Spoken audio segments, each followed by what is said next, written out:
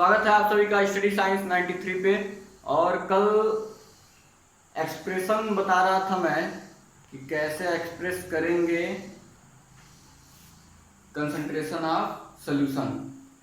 तो अभी तक मैंने क्या क्या बता दिया है, उसमें W/W वाला बता दिया है, V/V बता दिया है और W/V बता दिया है। ये तीनों बता दिया है, ये तीनों मैंने बता दिया है। क्या था W/W? जिसका हमको देखना था, जिस कंपोनेंट का परसेंटेज ऑफ मास देखना था, तो जिस भी कंपोनेंट का देखना था उसका मास बटे टोटल मास। V/V जिसका भी हमको वॉल्यूम परसेंटेज देखना था, तो उसका वॉल्यूम बटे टोटल वॉल्यूम। और W/V का मतलब कि आयतन द्रव्यमान आयतन प्रतिशत या आयतन द्रव्यमान प्रतिशत, volume mass percentage. Volume mass percentage में क्या था कि विलेय का जो था, जो भी कंपोनेंट था उसका मास और टोटल वॉल्यूम, ये मैंने बता दिया था। इसके बाद से और कुछ बताया था, इसके बाद से पार्ट्स पर मिलियन पीपीएम के बारे में बताना है। पीपीएम के बारे में बताना है। पार्ट पर मिलियन, पार्ट्स पर मिलियन के बारे में बताना है। इसका मतलब कि 1 मिलियन में, मिलियन का मतलब क्या है, 10⁶। 1 मिलियन मतलब क्या हो गया, 1 मिलियन मतलब 10⁶। मतलब कि 1 मिलियन में कितना पार्ट है किसी भी चीज का। जैसे लोग बोलते हैं ना अशुद्धियां जो होती हैं, जैसे अभी क्या बोल रहे हैं, आर्सेनिक। जल में आर्सेनिक की मात्रा कितनी होती है, तो लोग बोलते हैं, कुछ लोग बोलते हैं 0.1 ppm जल में आर्सेनिक की अशुद्धि होती है, 0.1 ppm। इसका मतलब क्या है, मतलब कि जल के, अगर देखा जाए जल का 10⁶ भाग लिया जाए जल का, तो उसमें 0.1, एक भाग नहीं, उसका भी 10वां भाग आर्सेनिक होता है। 10वां भाग आर्सेनिक होता है। इसका मतलब ये है पार्ट पर मिलियन, मतलब कि पार्ट 1 मिलियन में, मतलब 10⁶ में कितना पार्ट है। जैसे 2 ppm दिया है, कोई भी चीज दिया है कि कोई अशुद्धि है, 2 ppm है वो। 2 ppm का मतलब क्या है, 2 ppm का मतलब कि 10⁶ में 2 भाग। अगर कुल 10⁶ भाग में बांट दिया जाए, 10 लाख भागों में बांटा जाए, तो उसका 2 भाग। जैसे कहा जाए पानी में 2 ppm कैल्शियम है, पानी में 2 ppm कैल्शियम है, मतलब कि पानी का अगर 10 लाख भाग लें तो उसमें 2 पार्ट कैल्शियम है। ये इसका मतलब हो गया। तो ये होता है ppm का मतलब। ppm का यूज इसलिए करते हैं कि मान लीजिए W/W, V/W, W/V, ये सब तो हम लोग निकाल सकते हैं कि इतना ग्राम है उतना ग्राम है, लेकिन ये यूज ppm का यूज इसलिए करते हैं जब कोई भी चीज बहुत कम मात्रा में हो, एकदम सूक्ष्म मात्रा में हो, तब हम निकालने के लिए उसकी अशुद्धि या फिर कुछ भी उसके बारे में कोई भी चीज निकालना है तो ppm का यूज करते हैं। बहुत ही सूक्ष्म मात्रा के लिए ppm का यूज करते हैं। 10⁶, 10 लाख में एक भाग को बताने के लिए ppm का यूज किया जाता है। इतने छोटे भाग को ppm से बता सकते हैं हम लोग। तो ये हो गया ppm, पार्ट पर मिलियन। इसके बाद से अगला क्या है, अगला कंसंट्रेशन एक्सप्रेस करने का तरीका, मोल फ्रैक्शन। अच्छा, इसमें फार्मूला मैंने बताया ही नहीं, केवल समझा के छोड़ दिया। फार्मूला है कि number of parts of component और total number of all part. वही अभी मैंने बता तो दिया ही है लगभग। फार्मूला अगर देखा जाए ppm का फार्मूला, तो number of part of A component, जिस कंपोनेंट का निकालना है उसका नंबर ऑफ पार्ट बटे टोटल नंबर ऑफ पार्ट। लिख दे रहा हूं, number of part of component और टोटल नंबर ऑफ पार्ट कितना है, टोटल नंबर ऑफ पार्ट कितना है और उसमें हम गुणा 100 का नहीं करेंगे, इस बार 10 पे 6 का करेंगे, क्योंकि 10⁶ में हम देखते हैं कितना पार्ट गुणा है, तो 10 पे 6 का गुणा करते हैं, तो वहां से पीपीएम का फॉर्मूला निकल के आता है। अब फिर आगे चलते हैं पीपीएम को छोड़ के। इसके बाद है अगला मोल फ्रैक्शन। क्या है? Mole fraction.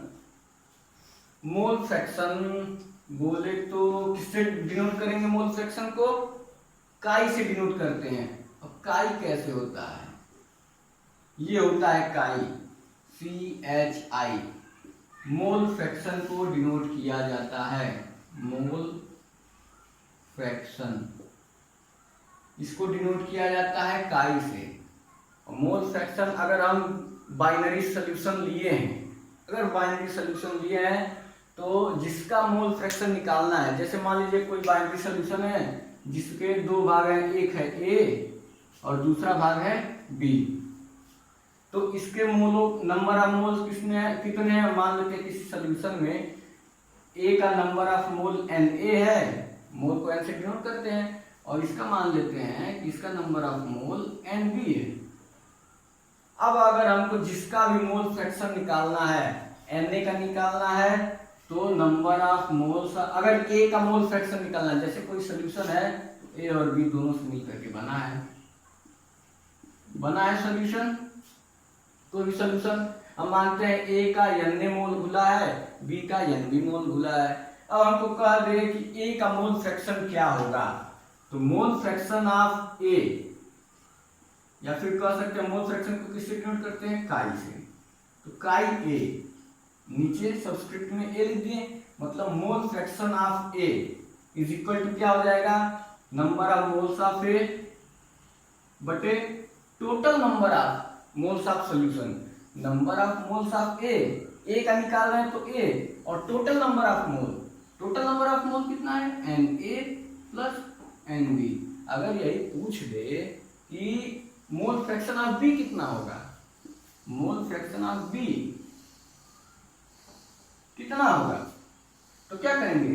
तो number of moles of B रख लेंगे, और total number of moles of B बटे total number of moles in solution A plus Nb, ये हो जाएगा काई B।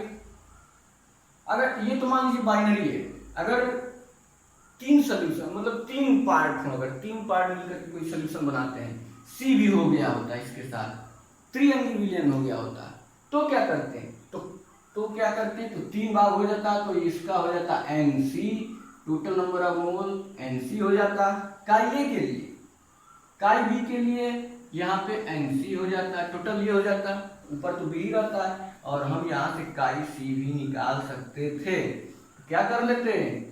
Nc बटे Na plus Nb plus Nc।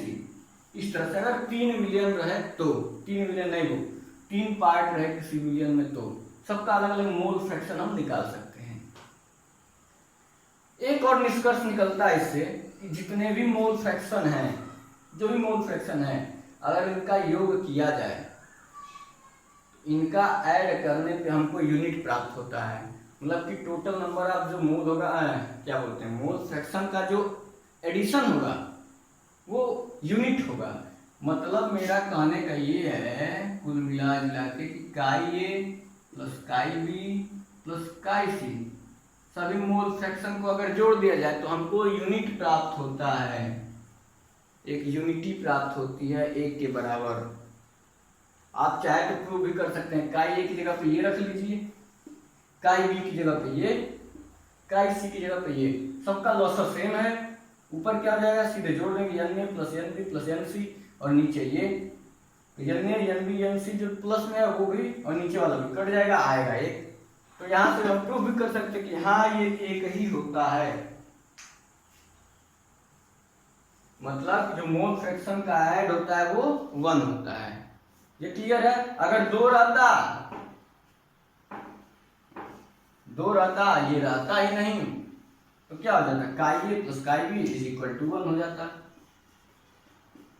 हमको दो ही के बारे में पढ़ना है, इसलिए मैं दो ही पे ज़्यादा जोर दे रहा हूँ।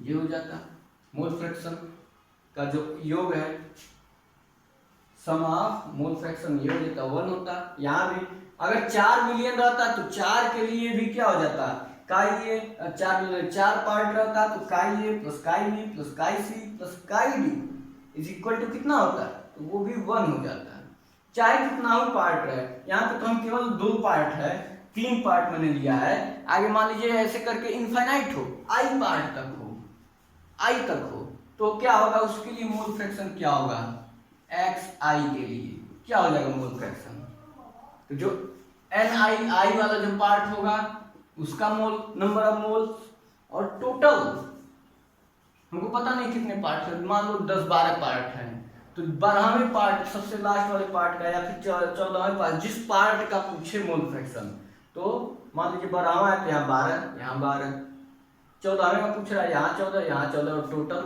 1 से लेकर के जहाँ तक है। तो आइथ पार्ट के लिए अगर पूछ दे तो X I equal to N I बटे N A plus N B plus N C plus dot dot dot ऐसे जहां तक भी है एन आई तक, या फिर इसको ऐसे भी लिख सकते हैं N I upon summation of N I, ये भी तो लिख सकते हैं मैथ वाले।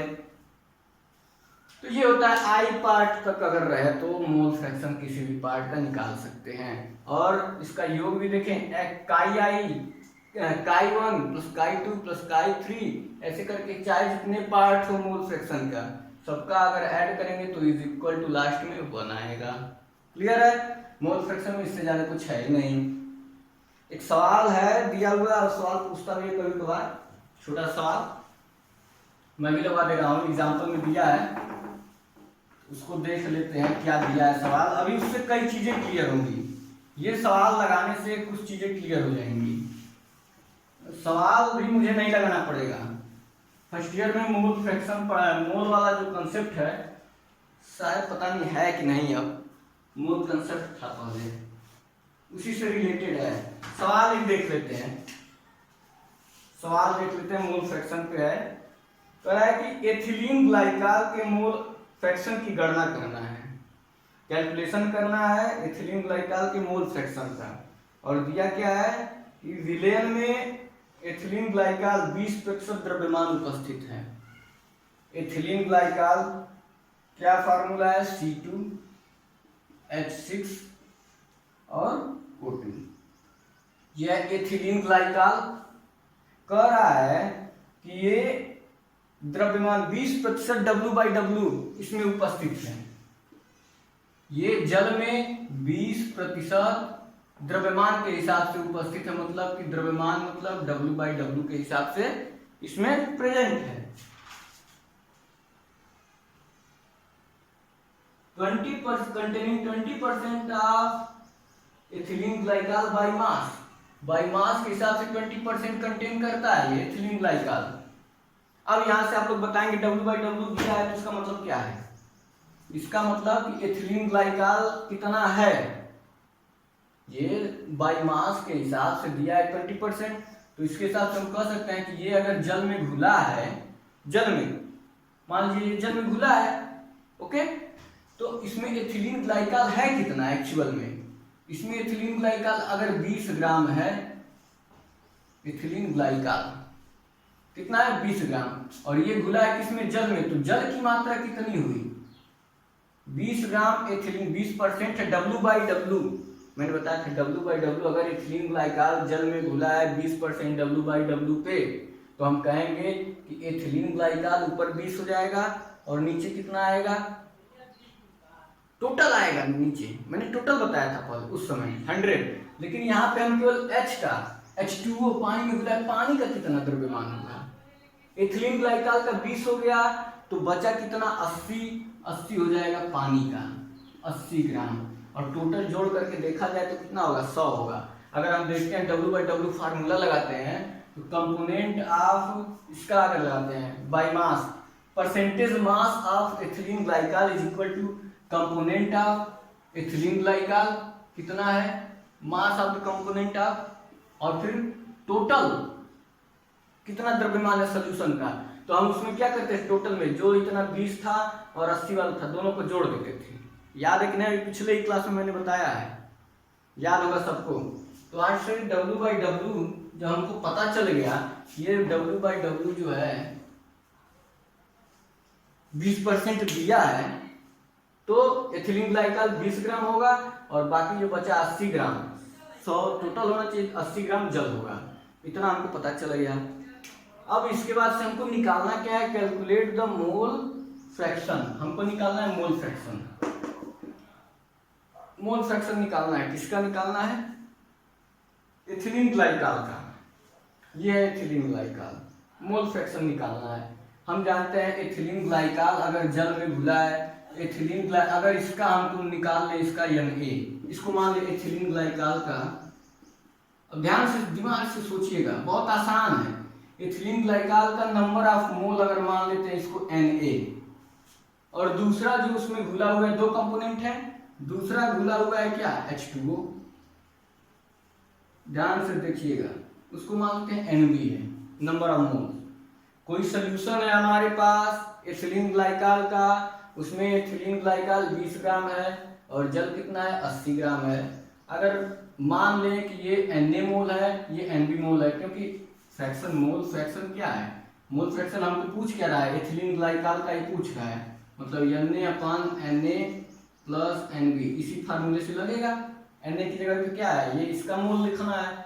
अब इसका मोल तो हमको नहीं पता है, पता है क्या, तो वेट पता है, W पता है, W पता है, हमको Na निकालना पड़ेगा, तभी इस फार्मूले में रख पाएंगे। तो करेंगे क्या कि क्या होता है, मोलों की संख्या बराबर N बराबर क्या होता है,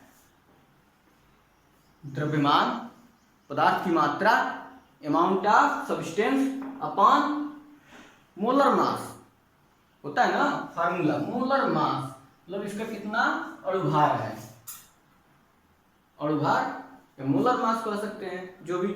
यहां से N निकल सकता है, W हमको पता है, इसका हम अणुभार निकाल सकते हैं, एटॉमिक मॉलिक्यूलर मास इसका निकाल सकते हैं, इसका मॉलिक्यूलर मास निकाल सकते हैं ना। मॉलिक्यूलर मास कितना होगा, C2 है, तो 2 × 12, 6 × इसका 1 होता है, प्लस 2 है, 2 × 16 कितना हो रहा है, 12 दूनी 24 प्लस 6 प्लस 16 दूनी 32, 30 30, ये 62 हो गया, 62 हो गया यम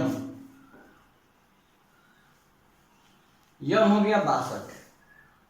W हमको पता है, तो N निकल जाएगा कि नहीं निकल जाएगा, Na, यहां से Na क्या हो जाएगा, Na मतलब C2H6O2 का मोल फ्रैक्शन, Na निकल जाएगा, क्या होगा Na, W कितना है 20 और ये कितना है 62, यहां से Na निकल गया। अब Nb कितना होगा आप लोग बताइए, Nb कैसे निकालेंगे इसका, Nb W2, इसको मान लेते हैं W1, Nb क्या हो जाएगा W2 बटे इसका अणुभार कितना होगा, ये ना होगा Nb। अगर Nb निकालना रहे तो क्या करेंगे, W2 कितना है 80 ग्राम और इसका कितना होगा मॉलिक्यूलर मास कितना होगा H2O का 16 और 2 18, ये हो गया इसका, Na निकल गया, Nb निकल गया। अब क्या करना है, बस वैल्यू रखना है, निकल गया एथिलीन ग्लाइकॉल का। Na की वैल्यू देख लेते हैं, अब कैलकुलेट करेंगे तो टाइम लगेगा, 0.322 है और इसकी वैल्यू कितनी आई है, इसकी आई है 4.44, ये इतना मोल हो गया, ये इतना मोल हो गया। अब क्या करना है, बस वैल्यू तो रखना है, आसान है। अब हमको अगर निकालना है एथिलीन ग्लाइकॉल, ए से डिनोट कर रहे हैं, ध्यान दीजिएगा, अगर निकालना है ये एथिलीन ग्लाइकॉल का मोल फ्रैक्शन C2H6O2 का मोल फ्रैक्शन अगर निकालना है तो क्या करेंगे, Na की जगह पे वैल्यू रखेंगे, कितना है 0.322 अपान Na प्लस Nb, यही ना है, Na की जगह पे 0.322 प्लस 4.444, यहाँ से 0.322 अपॉन ऐड कर लेंगे 4.43766। अब डिवाइड करेंगे, जो आएगा वही आंसर हो जाएगा। कितना आया है? 0.068 आ गया इसका मोल फ्रैक्शन। समझ में आया कि नहीं? एक बार फिर से मैं बता रहा हूं, सवाल में दिया क्या है? सवाल में बस इतना दिया है कि ग्लूकोज है वो 20% बाई मास है। सवाल ये देखने जब आप दिमाग से सोचिए, सवाल में इतना दिया है कि जो ग्लूकोज है वो 20% बाई मास है। इसका मतलब कि W/W है 20%। एथिलीन ग्लाइकॉल मतलब कि एथिलीन ग्लाइकॉल 20 ग्राम है, तो जल में घुला है, तो जल कितना होगा? 80 ग्राम। W/W की बात कर रहा हूं मैं, वो 80 ग्राम होगा। एक 20 होगा, एक 80 होगा, तभी टोटल मिलकर के नीचे 100 होगा। करेक्ट? तो 20 ग्राम इसका हमको पता चल गया, जल का पता चल गया 80 ग्राम है। अब हमको NaN भी निकालना है, तो पदार्थ की मात्रा बटे अणुभार। पदार्थ की मात्रा हमको पता है, इसका अणुभार भी पता है, तो यहाँ से Na निकल गया। इसका भी मात्रा पता है और यहाँ से मॉलिक्यूलर मास पता है, तो N भी निकल गया। NaN भी निकल गया। अगर इसका पूछता है तो ये फार्मूला, अगर ये जल का पूछता है, जल का, तो दो तरीका है। अगर आप फार्मूले से चलते हैं तो Chi-B = Nb को ऊपर रखिएगा और Na + Nb, इससे सॉल्व कर लीजिए। लेकिन अगर प्रेजेंस ऑफ माइंड आपका तेज है तो ये कैलकुलेशन करने की जरूरत ही नहीं पड़ेगी दूसरे वाले को निकालने के लिए। अगर एक निकला है तो हमको पता है कि ये द्विअंगी विलयन है, बाइनरी सॉल्यूशन है। बाइनरी सॉल्यूशन है तो Chi-A + Chi-B = 1 होगा। बाइनरी सॉल्यूशन है तो Chi-A + Chi-B = 1 होगा। हमको Chi-A की वैल्यू निकल गई। Chi-A की वैल्यू कितनी है? 0.068। Chi-B निकालना है और ये 1 होता है, मतलब Chi-B जो होगा, Chi-A का जो वैल्यू है, एक में से उसको घटा दें, क्योंकि दोनों का एक होता है, यूनिट होता है। ये तो मैंने बताया अभी थोड़ी देर पहले। तो अगर हमको Chi-B निकालना है, Chi-A पता रहे, तो एक में से जो भी आया है उसको घटा देते हैं, 68। अगर हमको Chi-B पता रहता और Chi-A निकालना रहता तो फिर उसको भी क्या करते हैं, एक में से उसको घटा देते। तब बस एक में से घटाना है, तो यहाँ पे एक में से घटा देंगे तो आएगा कितना? 0.932। ये आएगा इतना मोल फ्रैक्शन। सही है, 0.932 आ जाएगा। आसान है। तो इस तरह से मोल फ्रैक्शन निकल जाएगा। अगर कोई भी W/W, V/W कुछ भी दिया रहे तो यहाँ से मोल फ्रैक्शन निकल जाएगा। ये तरीका एक हो गया। इसके बाद से अगला आप चलते हैं टॉपिक। मोल फ्रैक्शन क्या होता है ये समझ गए, उससे रिलेटेड एक सवाल भी समझ गए। ऐसा कोई भी सवाल फिर पूछे तो ये नहीं कि मैंने बताया नहीं है, और पूछे क्या, बस इसी तरह तो पूछेगा। पूछना है तो पदार्थ की मात्रा पता रहेगा, अणुभार हम जानते हैं, निकाल लेंगे, और NaN भी निकाल करके तो निकालना है, बस कुछ करना ही कहाँ है इसमें। इसके बाद से चलते हैं मोलरता। बड़ा इंपॉर्टेंट है, सब लोग पढ़ चुके होंगे। सांद्रता को हमेशा अधिकतर मोलरता में ही व्यक्त किया जाता है। अधिकतर लोग कंसंट्रेशन को मोलरता में, मोलैरिटी में ही रिप्रेजेंट करते हैं। मोलरता मोल पर लीटर याद होगा कई लोगों को, सबको जबान पे याद होगा। मोलरता मतलब मोल पर लीटर, और जिसको ये पता है मोल पर लीटर मतलब मोलरता, वो बता सकता है फार्मूला। मोलरता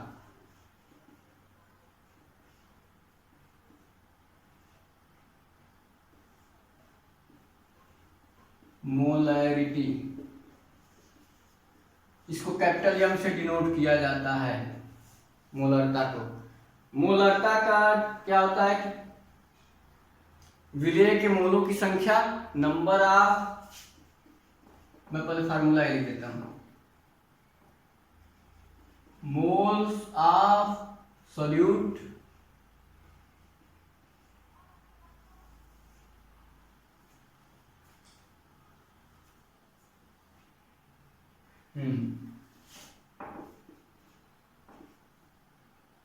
और विलयन का आयतन लीटर में। विलयन का आयतन, volume of solution, volume of solution in litre, ये होता है फार्मूला। मतलब 1 लीटर में घुले हुए किसी पदार्थ के मोलों की संख्या, 1 लीटर में किसी पदार्थ के घुले हुए मोलों की जो संख्या होती है वही कहलाती है मोलरता।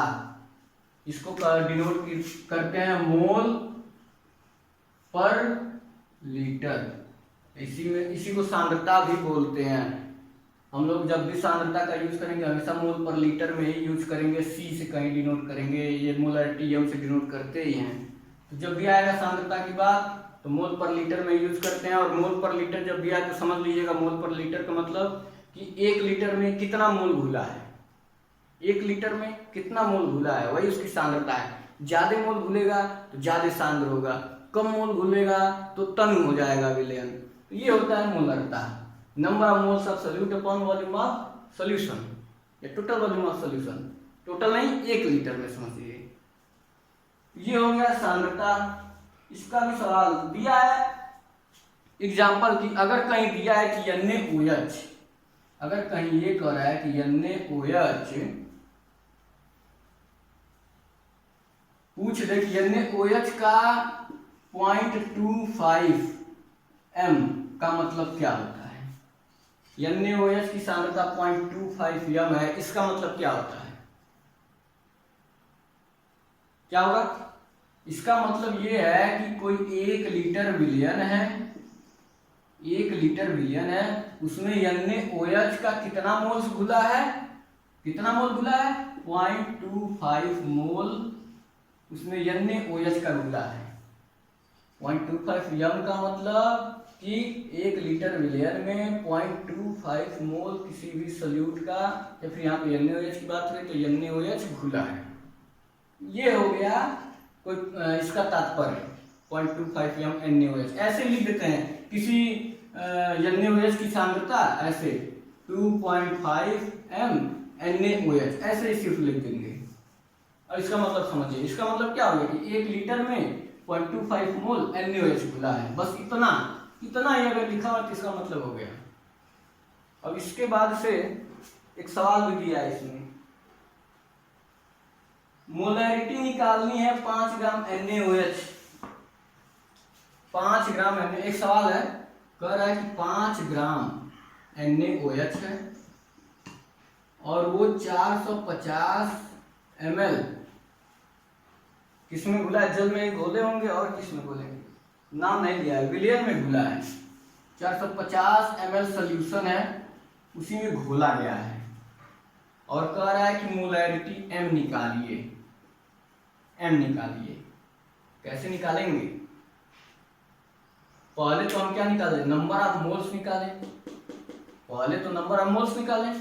तो हमको पता है पदार्थ की मात्रा n निकालते हैं, पदार्थ की मात्रा पता है कि 5 ग्राम है, और नीचे क्या होगा अणुभार, molecular weight, molecular mass. Molecular mass कितना होगा, पदार्थ की मात्रा बटे अणुभार, अणुभार NaOH का ही निकालना है तो NaOH कितना होगा, ये कितना होता है सोडियम का 23 O और H, टोटल निकाल लीजिए 23 16 1, मतलब 24 और उसके बाद से 1 बोल रहा हूँ 16 और 24 कितना हो जाएगा 40, 5/40 1/8, ये तो हो गया मोल। इसको भाग दे देते हैं तो आ जाएगा 8 एकम 8, 8 दूनी 16, 8 25 40, इतना आ जाएगा मोल। सही है, इतना मोल तो आ गया। अब हमको निकालना क्या है, मोलैरिटी। ऊपर वाला तो हम निकाल ले, नंबर ऑफ मोल कितना है सॉल्यूट का, इतना मोल, और आयतन कितना दिया है 450 ml दिया है, इसको लीटर में बदलना है, मतलब 1000 से भाग देते हैं। मतलब कि अगर मोलैरिटी पूछ दिया तो हो जाएगा 0.125 number of moles of solute बटे आयतन लीटर में, आयतन लीटर में, आयतन दिया ml में, ml में दिया है लेकिन आयतन, इसको लीटर में बनाने के लिए क्या करेंगे, बटे 1000 से भाग देंगे, और ये 1000 से जो भाग दे रहे हैं ये चला जाएगा ऊपर, 1000 से भाग देंगे थे। अब इसी को सॉल्व करेंगे, आ जाएगा आंसर, ये 1300 ये 125 हो जाएगा और ये 450, 125 मतलब 200, तो इसको काटेंगे। यहाँ पे जब पूरा काट पीट कर लेंगे तो आंसर कितना आएगा, 0.278 मोल पर लीटर, इतना हो जाएगा। इसके बाद से मोलैरिटी हो गया खत्म। अगर कोई सवाल इससे फिर आता है तो ये मत बोलिएगा कि हमें पता नहीं है। देखते हैं कोई सवाल मिलता है कि नहीं इससे रिलेटेड। कोई सवाल दिख तो नहीं रहा है अभी। चलिए आगे जब फंसेगा तो आप लोग कमेंट करेंगे। आगे जो है मोलैरिटी हो गया, और मोलैलिटी, मोललता, ये भी पता खत्म कर देंगे। मोललता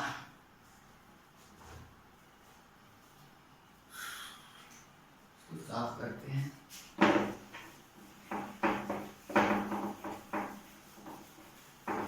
मोललता क्या होता है, किलोग्राम में देखेंगे, विलयन की मात्रा किलोग्राम में, ऊपर तो वही रहेगा, ऊपर number of moles of solute वही रहेंगे। मोललता बड़ा हल्का सा डिफरेंस है, इंग्लिश में बोलते हैं मोलैलिटी। मोलैलिटी इसको स्मॉल एम से डिनोट किया जाता है, स्मॉल एम से डिनोट करते हैं इसको। Number of moles of solute पर केजी इन सॉल्वेंट, पर केजी इन सॉल्वेंट मतलब 1 केजी इन सॉल्वेंट में, ये ध्यान दीजिएगा पर केजी इन सॉल्वेंट है, ये ना कर दीजिए कि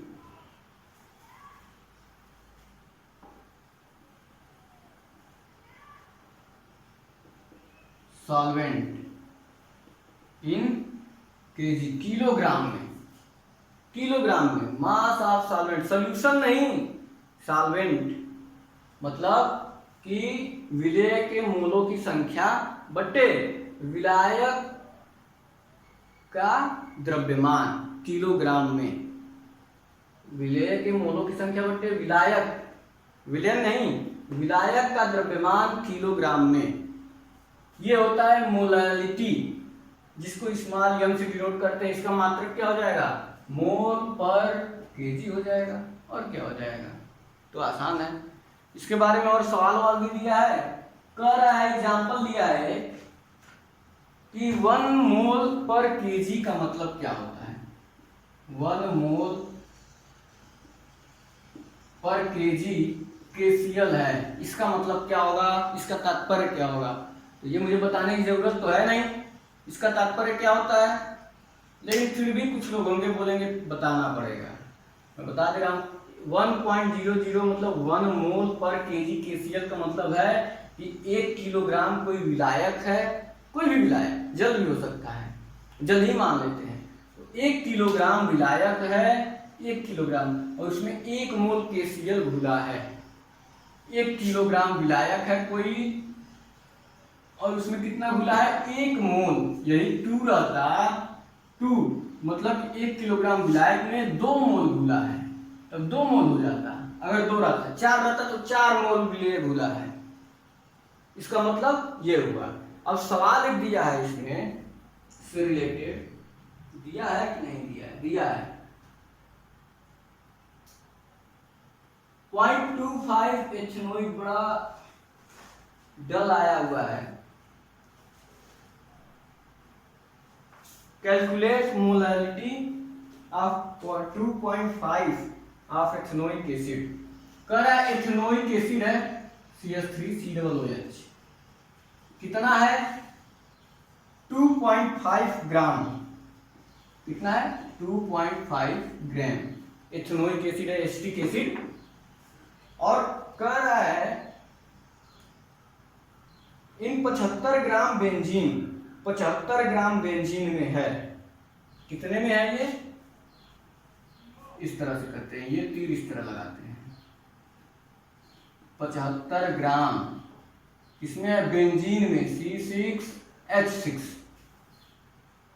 देखते हैं कितने लोग लगा लेते हैं, सब तो बता चुका हूं, लगाना क्या है, 75 ग्राम बेंजीन में है, और कैलकुलेट करना है molality, molality small m calculate करना है। यही फार्मूला भी आप लोगों के सामने है। करना क्या है, तो ठीक है, मोल्स निकालिए।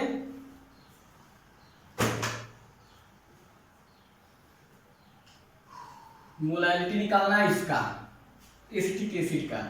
तो हमको द्रव्यमान तो पता है, इसका द्रव्यमान पता है, तो मोल निकाल सकते हैं, नंबर ऑफ मोल्स निकाल सकते हैं। निकालिए, number of mole of CH3COOH क्या होगा, कितना है 2.5। मोलर मास कितना होगा 12, 3, 15, 15 और 12 27, 16 दूनी 32, 27, 27 में और एक 28, 28 और 32 जोड़ लीजिए, आ गया आपका 50 के लगभग आ रहा है, क्या 60 आ रहा है, 60 आएगा और 2.5 है, 60 जोड़ लीजिएगा। अब ये सब चीजें थोड़ी मैं बताऊंगा। 60 आएगा इसका अणुभार मॉलिक्यूलर मास, और इससे डिवाइड करेंगे कितना मोल आ गया। अब भाग करके देख लीजिएगा, मैं डायरेक्ट कर रहा हूं क्योंकि टाइम नहीं है इतना ज्यादा। आएगा 0.0417 मोल। ये तो निकल गया मोल इसका। हमको निकालना क्या है, CH3COOH मोलैरिटी निकालनी है। मास पता है हमको 75 ग्राम है, लेकिन हम लेंगे किसमें, किलोग्राम में, बदल देंगे, बटे 1000 कर देंगे, और क्या, इसको क्या कर देंगे 75 बटे 1000, किलोग्राम में बदल गया, बदल गया किलोग्राम में। अब क्या करना है, ये हो गया नंबर ऑफ मोल्स, और नीचे 75 है, m निकालना है। तो नंबर ऑफ मोल्स हमारा निकल चुका है। फार्मूला क्या है, नंबर ऑफ मोल, इतना आसान है ये, CH3COOH और बटे mass of solvent. Mass of solvent, solvent क्या इसी में घोला गया है, इसी में घोला गया है, कितना है 75 ग्राम है। तो मास ऑफ सॉल्वेंट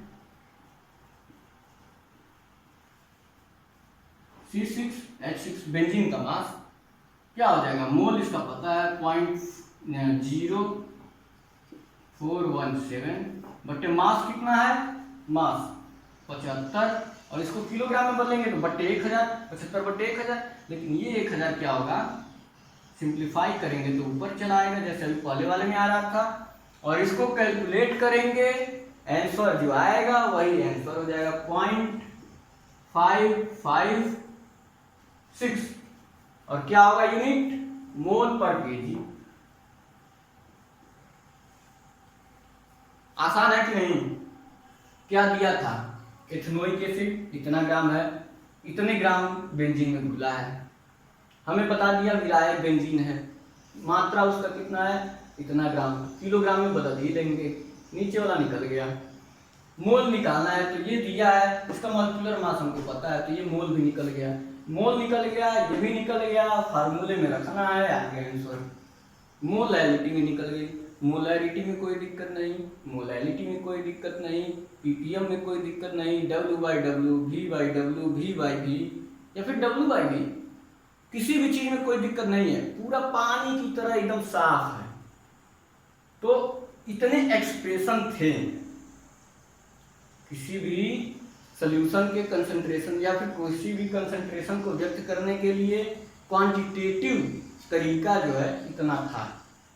कुल तरीका हो गया है मेरे ख्याल से 7, नहीं हाँ मोललता 7 है, 7 तरीके थे क्वांटिटेटिव तरीके, मैंने 7 बता दिया है, और कोई कंफ्यूजन ही नहीं है 7 में, आसान भी है, कैलकुलेशन तक इतना आसान है, परिभाषा डिफिनेशन तो अलग की बात है, कैलकुलेशन उसका इतना आसान है।